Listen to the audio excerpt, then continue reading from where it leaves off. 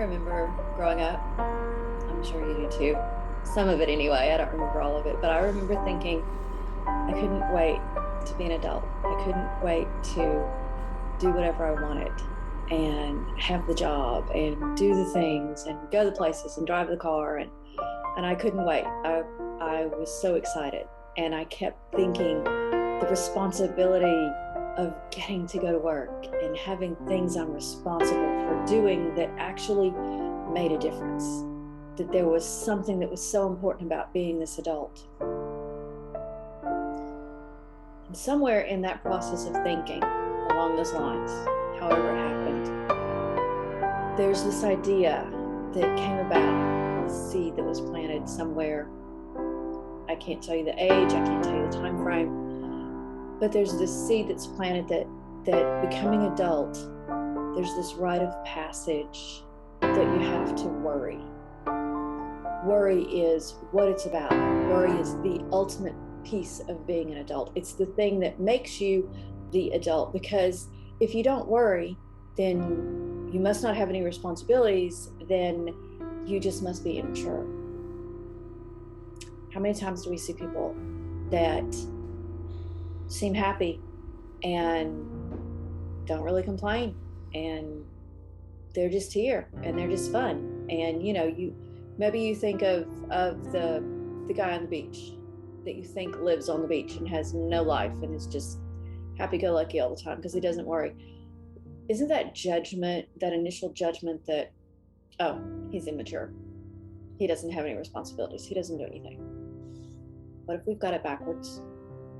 What if being the adult means the rite of passage is not to worry, but the rite of passage is to remain in a childlike trust, that we don't worry, that we don't stress, we don't strive, we don't hustle, we don't grind, that none of those things have anything to do with an adult? What if it's the exact opposite? What if worry and stress and grind is more immature than being childlike and not worrying? How many times do we look at kids and go, man, wish I had that energy, wish I had that life, man, I wish I didn't have to worry, I didn't have all these responsibilities, I didn't have all this stress. And yet no one says we have to have that. It's not a prerequisite to being an adult. It's just not. Yeah, there are concerns. There are things that we need to take care of. There are situations that we walk through that are difficult at times or challenging. Worry doesn't do anything. It doesn't change anything. It doesn't make it better. It doesn't make it worse. It only makes you sick. Worry is what causes dis-ease, meaning not being at ease. It's the basis of every disease you could think of: cancer, heart disease, lung disease, everything. It's the basis of all of it, because somewhere around there, somewhere in the upbringing, somewhere in the adult, wherever it is, we are so embodied with worry and stress and this cortisol overload constantly that we're killing ourselves. And we're doing it slowly, and we're doing it painfully. It's just one of those things that you look at it and go, why do we think being an adult means worry? Why is that the thing that says, oh, they've got it all together, they've got all the things, they've got the stress, they're worried because it validates who you are and what you're doing, so you need to worry? Because if you don't worry, who are you? Are you important? Can you walk around with a frown on your face and being stressed out all the time, and that makes you important? I don't think so. I'm really beginning to look at this and go, worry is not the rite of passage into adulthood. I think it's a huge detour.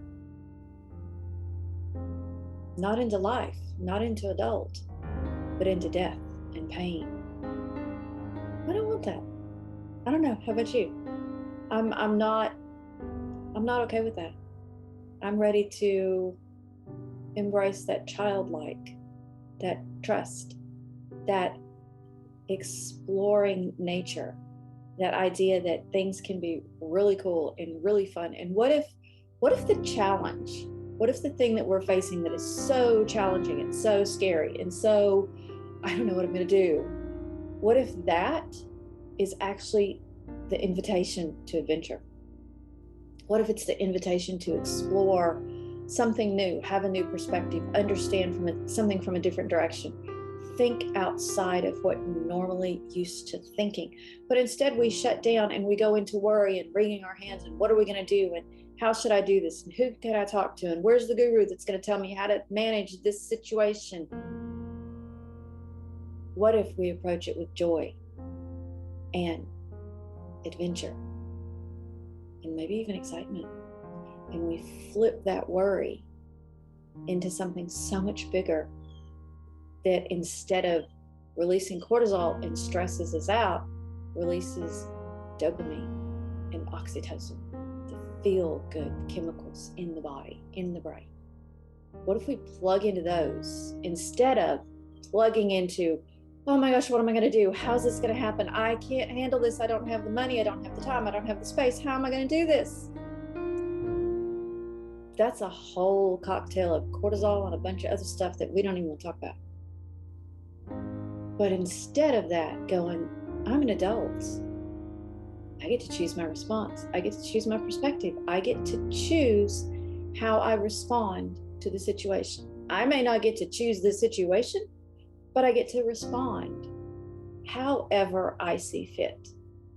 And in choosing that response, how about we make the response, oh, this is a challenge. What can I do with it? What can happen? How can I get there? Maybe. I don't know. I think that's the way I'm looking at. I think when I'm looking at people and I'm interviewing people and I'm talking to people on the podcast, I'm seeing some of that kind of bubble up and kind of increase in some of the places that the podcast is happening and the people where we're going with it. And it's exciting. It is. And that's my encouragement. Take it and go. You don't have to worry as an adult. Being an adult is not a stamp of, oh, you're an adult, you get to worry. It's not what it is. It's not what it is.